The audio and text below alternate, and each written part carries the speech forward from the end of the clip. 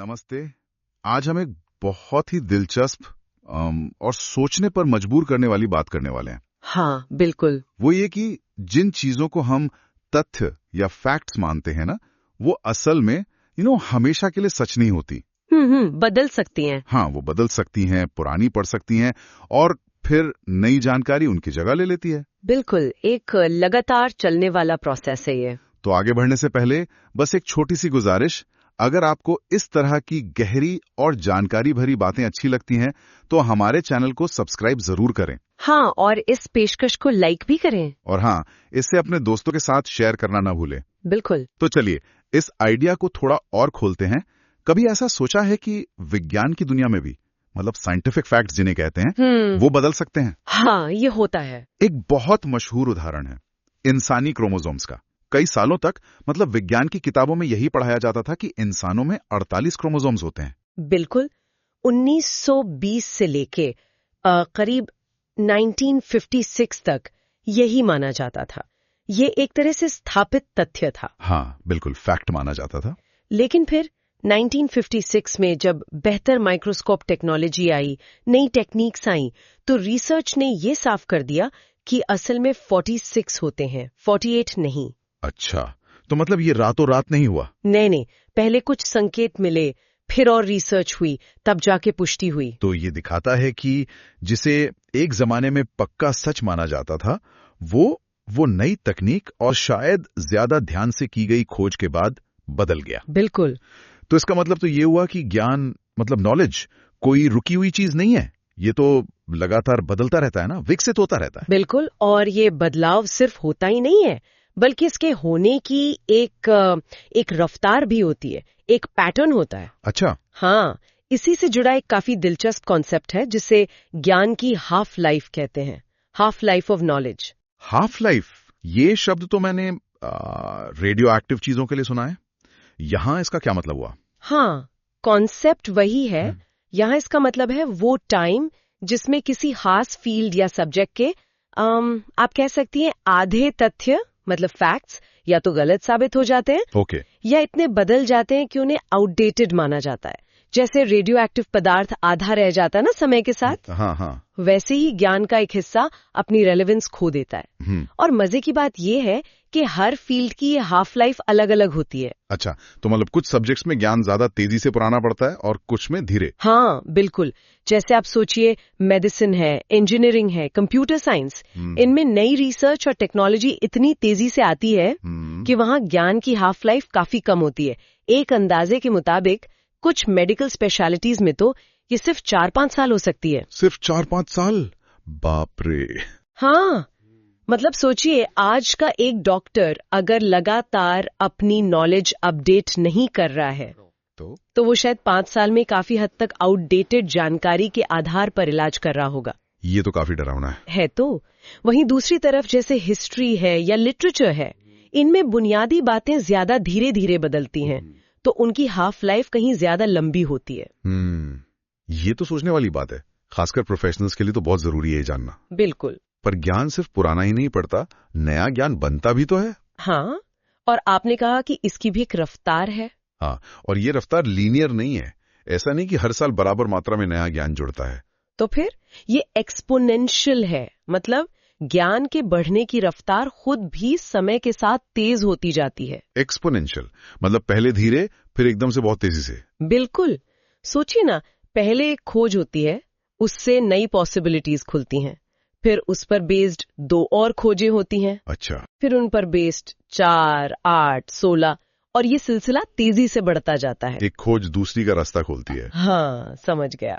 इसमें कोलैबोरेशन का बहुत बड़ा हाथ है, मतलब वैज्ञानिकों और रिसर्चर्स का मिलकर काम करना। आजकल तो हम देखते हैं कि बड़े बड़े रिसर्च प्रोजेक्ट्स में दुनिया भर के हजारों साइंटिस्ट मिलकर काम करते हैं। और आजकल वो एक और चीज सुनते हैं, सिटीजन साइंस। हाँ। क्या वो भी इसमें मदद करता है? हाँ, बिल्कुल। सिटीजन साइंस भी ज्ञान के इस एक्सपोनेंशियल ग्रोथ में एक अहम भूमिका निभा रहा है। इसमें आम लोग, मतलब जो ट्रेन साइंटिस्ट नहीं भी होते, वो साइंटिफिक प्रोसेस में मदद करते हैं, जैसे डेटा इकट्ठा करना या आकाशगंगाओं को क्लासिफाई करना या पक्षियों की गिनती करना। अच्छा। इससे वैज्ञानिकों को बड़े पैमाने पर डेटा मिलता है जो शायद अकेले इकट्ठा करना बहुत मुश्किल होता। और इससे ज्ञान और तेजी से बढ़ता है और फैलता भी है। ज्ञान का बढ़ना और फैलना, इसमें टेक्नोलॉजी का कितना बड़ा हाथ है? टेक्नोलॉजी का तो अरे बहुत ही बड़ा हाथ है। टेक्नोलॉजी ज्ञान के बढ़ने और फैलने दोनों की रफ्तार को कई गुना बढ़ा देती है। कैसे? अक्सर मोर्स लॉ का जिक्र आता है ना, हालांकि वो मूल रूप से कंप्यूटर चिप्स के बारे में था। हाँ, कि प्रोसेसिंग पावर डबल हो जाती है कुछ समय में। बिल्कुल, कि ट्रांजिस्टर्स की संख्या लगभग हर 18-24 महीने में डबल हो जाती है, जिससे प्रोसेसिंग पावर बढ़ती है।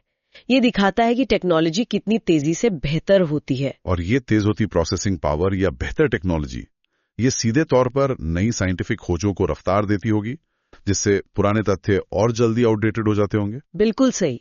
सोचिए, ज्यादा पावरफुल कंप्यूटर से कॉम्प्लेक्स सिमुलेशन चलाना आसान हो गया। बेहतर माइक्रोस्कोप से हम चीजों को ज्यादा बारीकी से देख सकते हैं। नए सेंसर्स ज्यादा प्रिसाइज डेटा देते हैं। ये सब ज्ञान के विस्तार को गति देते हैं। सही बात है। फिर एक और कॉन्सेप्ट है एस कर्व्स का। ये दिखाता है कि कोई नई टेक्नोलॉजी कैसे डेवलप होती है। शुरुआत धीमी होती है, फिर तेजी से लोग उसे अपनाते हैं, उसमें सुधार होता है और आखिरकार वो टेक्नोलॉजी अपनी सीमा तक पहुंच जाती है। फिर कोई नई बेहतर टेक्नोलॉजी उसकी जगह लेने लगती है। जैसे भाप के इंजन की जगह डीजल और इलेक्ट्रिक इंजन ने ले ली। हाँ बिल्कुल, या वैक्यूम ट्यूब्स की जगह ट्रांजिस्टर्स ने।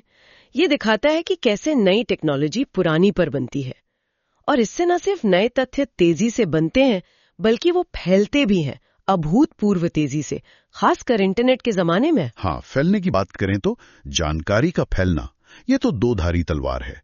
सही जानकारी भी फैलती है और गलत, मतलब मिस इन्फॉर्मेशन भी। ये फैलती कैसे है? क्या कोई पैटर्न है इसमें? हाँ, जानकारी चाहे सही हो या गलत, वो एक नेटवर्क के जरिए फैलती है, लोगों के आपसी कनेक्शंस के जरिए। पुराने जमाने में सोचिए, प्रिंटिंग प्रेस के आने से विचारों और ज्ञान का फैलना कितना तेज और वाइड स्प्रेड हो गया था। लोगों तक किताबें पहुंची। हाँ, ज्ञान कुछ लोगों तक सीमित नहीं रहा। सही कहा। और आजकल तो सोशल मीडिया है, जहां चीजें मतलब जंगल की आग की तरह फैलती हैं। कोई बड़ी खबर हो, जैसे अमेरिका में 1972 में जॉर्ज वॉलेस पर हमले की खबर थी, वो उस जमाने के हिसाब से भी काफी तेजी से फैली थी। हाँ, रिसर्च बताती है कि इसमें हमारे सोशल टाइज, मतलब सामाजिक जुड़ाव, काफी अहम भूमिका निभाते हैं। बिल्कुल। और दिलचस्प बात यह है कि अक्सर नई जानकारी या अलग तरह के विचार हम तक हमारे मीडियम स्ट्रेंथ या वीक टाइज के जरिए पहुंचते हैं। मीडियम स्ट्रेंथ टाइज, ये क्या होता है? मतलब देखिए, स्ट्रॉन्ग टाइज होते हैं हमारे करीबी दोस्त, परिवार वाले, जिनके साथ हम अक्सर बात करते हैं और हमारी सोच भी काफी मिलती जुलती होती है। हाँ। वीक टाइज होते वो लोग जिन्हें हम बस थोड़ा बहुत जानते हैं, जैसे किसी कॉन्फ्रेंस में मिला कोई इंसान। मीडियम स्ट्रेंथ टाइज इनके बीच के होते हैं पुराने कोवर्कर्स, कॉलेज के दोस्त, जिनसे कभी कभी बात होती है, जान पहचान वाले। अच्छा। क्योंकि ये लोग हमारे रोजमर्रा के सर्कल से थोड़े अलग होते हैं, तो उनके पास ऐसी जानकारी या नजरिया हो सकता है जो हमारे करीबी दायरे में मौजूद न हो। हाँ। इसलिए नई या अनोखी जानकारी अक्सर इन्हीं मीडियम स्ट्रेंथ टाइज के जरिए हम तक पहुंचती है। ये तो दिलचस्प है, लेकिन फिर सवाल ये उठता है कि अगर नई और सही जानकारी आ भी रही है, तो भी कई बार पुरानी, आउटडेटेड या बिल्कुल गलत बातें क्यों टिकी रहती हैं समाज में? लोग क्यों उससे चिपके रहते हैं? इसके पीछे कई कारण हैं और ये काफी कॉम्प्लेक्स है। एक बड़ा कारण है जिसे नेटवर्क इफेक्ट्स कहते हैं। Network effects? हाँ, जब किसी विचार या फैक्ट को बहुत सारे लोग मानने लगते हैं, तो दूसरों के लिए भी उसे मानना आसान हो जाता है या उसे चैलेंज करना मुश्किल हो जाता है। अच्छा। वो एक तरह की आम राय बन जाती है, भले ही वो गलत हो। जैसे भेड़ चाल। हाँ, ये तो होता है। और शायद हमारे अपने सोचने के तरीके भी इसमें भूमिका निभाते हैं, हमारे बायसेस। बिल्कुल, हमारे दिमाग के काम करने के कुछ तौर तरीके हैं जिन्हें कॉग्निटिव बायसेस कहते हैं। अच्छा। ये वो मेंटल शॉर्टकट्स या झुकाव हैं जो हमें तर्क संगत या ऑब्जेक्टिव तरीके से सोचने से रोक सकते हैं। अच्छा। कई तरह के बायसेस होते हैं। एक बहुत आम है कंफर्मेशन बायस। कंफर्मेशन बायस, हाँ, ये सुना है। इसका मतलब हम वही सुनना या देखना पसंद करते हैं जो हम पहले से मानते हैं। हाँ बिल्कुल, हम सब कॉन्शियसली ऐसी जानकारी ढूंढते हैं, उस पर ज्यादा ध्यान देते हैं और उसे ज्यादा आसानी से याद रखते हैं जो हमारी पहले से बनी हुई सोच या विश्वासों से मिलती हो। और जो नहीं मिलती? और जो जानकारी हमारी सोच के खिलाफ हो, उसे हम या तो नजरअंदाज कर देते हैं या उस पर शक करते हैं या उसे भूल जाते हैं। इससे हमारी गलत धारणाएं और मजबूत होती जाती हैं। और एक शायद ये भी होता है कि पुरानी जानी पहचानी जानकारी ज्यादा कंफर्टेबल लगती है नई जटिल जानकारी के मुकाबले। उसे बदलना मेहनत का काम लगता है। सही कहा। इसे फैक्चुअल इनर्शिया कह सकते हैं। मतलब पुरानी जानकारी से चिपके रहने की आदत, भले ही नई और बेहतर जानकारी सामने आ चुकी हो, बदलाव मुश्किल लगता है। तो इन सब नेटवर्क इफेक्ट्स और कॉग्निटिव बायसेस की वजह से गलत या पुरानी जानकारी समाज में काफी लंबे समय तक बनी रह सकती है, चाहे साइंटिफिक कम्युनिटी उसे खारिज ही क्यों ना कर चुकी हो। ये बायसेस तो वाकई खतरनाक हो सकते हैं, लेकिन कभी कभी ऐसा भी तो होता होगा कि सही जानकारी मौजूद तो होती है, पर वो बिखरी हुई होती है, छिपी रहती है। हाँ, ये भी एक बहुत महत्वपूर्ण पॉइंट है। ज्ञान अक्सर फ्रैगमेंटेड होता है, अलग अलग एक्सपर्ट्स के पास, अलग अलग रिसर्च पेपर्स में या अलग अलग डिपार्टमेंट्स में बटा होता है। तो पूरी तस्वीर कोई नहीं देख पाता। हाँ, अक्सर ऐसा ही होता है। इसकी एक बहुत ही मशहूर और प्रेरणादायक कहानी है डॉन स्वॉनसन की। वो शिकागो विश्वविद्यालय में एक इंफॉर्मेशन साइंटिस्ट थे, कोई मेडिकल रिसर्चर नहीं थी वो। इंफॉर्मेशन साइंटिस्ट, उन्होंने क्या किया? स्वॉनसन का मानना था कि बहुत सारा ज्ञान मेडिकल लिटरेचर में छिपा हुआ है, बस उसे जोड़ने की जरूरत है। उन्होंने किसी लैब में एक्सपेरिमेंट किए बिना सिर्फ मौजूदा मेडिकल रिसर्च पेपर्स को पढ़ा और उनके बीच कनेक्शंस ढूंढे। अच्छा। हाँ, ऐसे कनेक्शंस जो पहले किसी ने नहीं देखे थे। 1980s में उन्होंने दो अलग अलग तरह के लिटरेचर को जोड़ा। एक जो मछली के तेल मतलब फिश ऑयल के इफेक्ट्स के बारे में था, और दूसरा रेनॉल्ड्स डिजीज नाम की बीमारी के बारे में। और उन्हें क्या मिला इन दोनों को जोड़कर?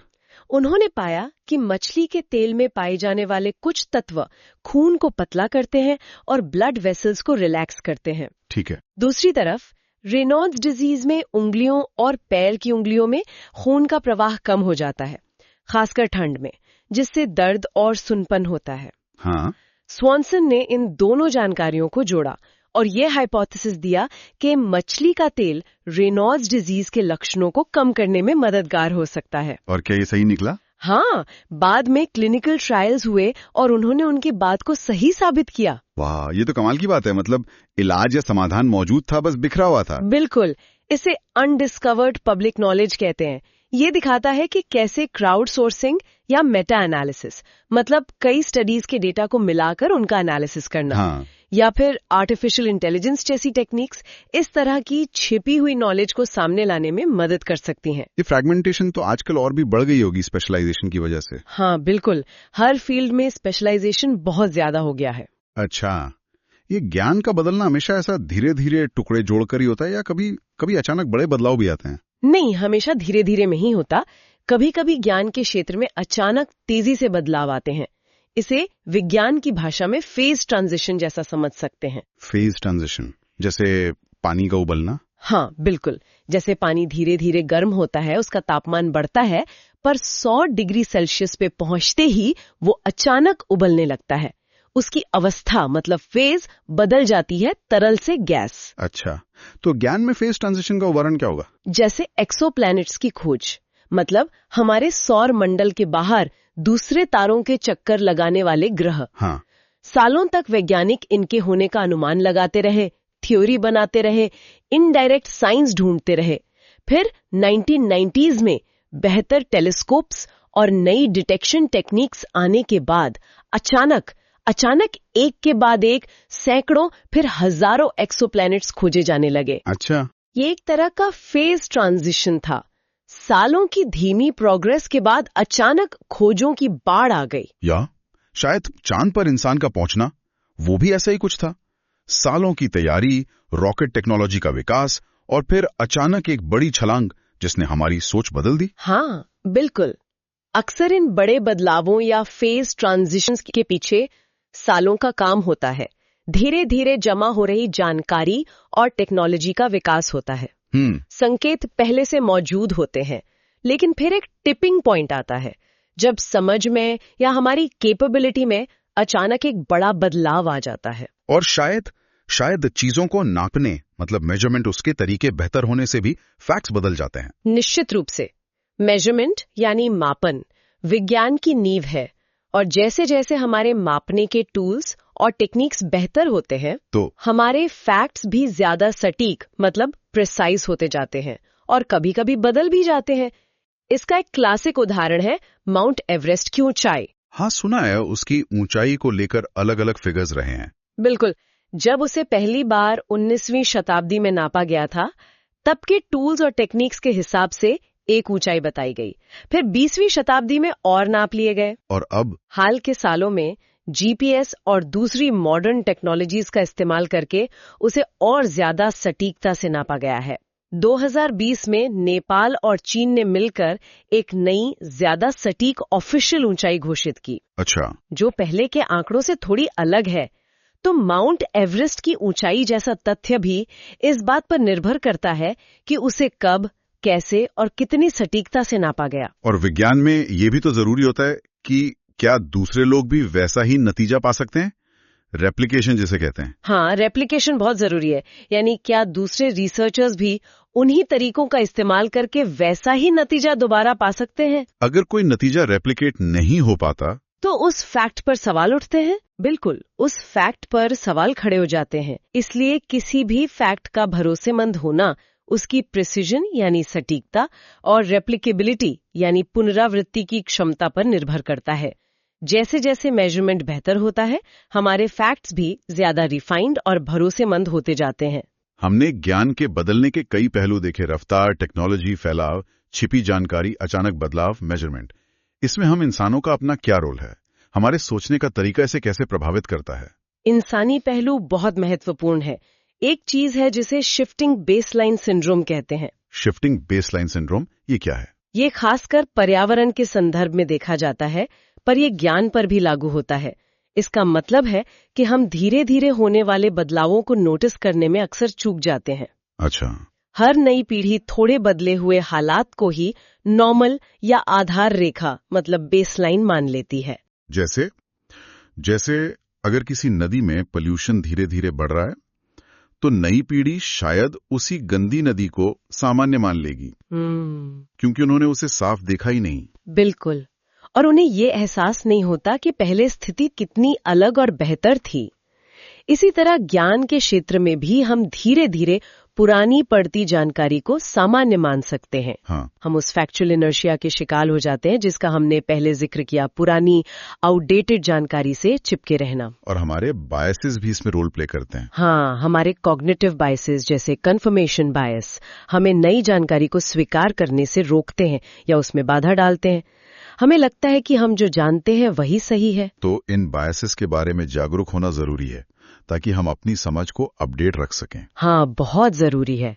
ये जानना कि हमारा दिमाग कैसे काम करता है, हम किन बायसेस के शिकार हो सकते हैं, ये पहला कदम है अपनी सोच को ज्यादा खुला और लचीला बनाने की तरफ। सही बात है। हमें ये स्वीकार करना होगा कि हम सब कुछ नहीं जानते और जो जानते हैं वो भी समय के साथ बदल सकता है। तो कुल मिलाकर इन सारी बातों का निचोड़ क्या निकलता है? मतलब हमारे लिए इसका क्या मतलब है? इसका सीधा सा मतलब ये है कि ज्ञान या नॉलेज कोई पत्थर की लकीर नहीं है, कोई रुकी हुई चीज नहीं है जिसे एक बार जान लिया तो हमेशा के लिए काफी है। तो फिर क्या है? ये एक बहती नदी की तरह है, लगातार बदलती हुई, विकसित होती हुई। फैक्ट्स बदलते हैं, पुराने पड़ते हैं, नए उनकी जगह लेते हैं। ये एक नेचुरल और लगातार चलने वाली प्रक्रिया है। तो हमें भी इस बहती नदी के साथ बहना सीखना होगा, मतलब सीखने के लिए हमेशा तैयार रहना होगा, अपने दिमाग को खुला रखना होगा। बिल्कुल सही। आज की दुनिया में जहां जानकारी इतनी तेजी से बन रही है, बदल रही है और फैल रही है, सही भी और गलत भी, वहां दो चीजें बहुत जरूरी हो जाती हैं। क्या है वो दो चीजें? पहली है क्रिटिकल थिंकिंग, यानी किसी भी जानकारी को आंख बंद करके मान लेने के बजाय उस पर सवाल करना, उसके सोर्स को परखना, सबूतों को देखना और ये सोचना कि ये कितनी भरोसेमंद है। हाँ, क्रिटिकल थिंकिंग। और दूसरी चीज है कंटिन्यूअस लर्निंग, यानी लगातार सीखते रहने की आदत डालना। ये मान लेना कि सीखना स्कूल या कॉलेज में खत्म नहीं हो जाता, ये तो जिंदगी भर चलता है। हाँ, ये जिंदगी भर चलने वाली प्रक्रिया है। हमें अपनी नॉलेज और स्किल्स को लगातार अपडेट करते रहना होगा, नई चीजें सीखने के लिए तैयार रहना होगा और इस बदलाव को एक्सेप्ट करना होगा। यही बदलते समय के साथ कदम मिलाकर चलने का तरीका है। ये वाकई सोचने वाली बात है। ज्ञान की बदलती प्रकृति को समझना शायद आज के दौर में सबसे जरूरी स्किल्स में से एक है। मैं एक सवाल के साथ श्रोताओं को छोड़ना चाहूंगी। हाँ। अगर तथ्य मतलब फैक्ट्स लगातार बदलते रहते हैं, खासकर विज्ञान और टेक्नोलॉजी जैसे फील्ड्स में, तो इसका हमारी लॉन्ग टर्म प्लानिंग पर क्या असर पड़ता है? जैसे क्या हमें उन्हें कुछ कोर नॉलेज सिखाना चाहिए जो शायद स्थिर रहे, या उन्हें बदलते ज्ञान के साथ अडैप्ट करना सिखाना ज्यादा जरूरी है, या शायद दोनों का बैलेंस चाहिए? इस पर विचार जरूर कीजिएगा। बहुत गहरा सवाल है, सोचने पर मजबूर करता है। आज की इस चर्चा के लिए बहुत शुक्रिया। अब हमारे सुनने वालों के लिए एक सवाल। आपको क्या लगता है, जानकारी के इतनी तेजी से बदलते रहने के इस दौर में हमारे समाज के लिए या व्यक्तिगत स्तर पर सबसे बड़ी चुनौती क्या है? अपने विचार नीचे टिप्पणी में जरूर लिखें। हाँ, जरूर बताएं। अगली बार फिर मिलेंगे एक नई जानकारी और नए विचारों के साथ।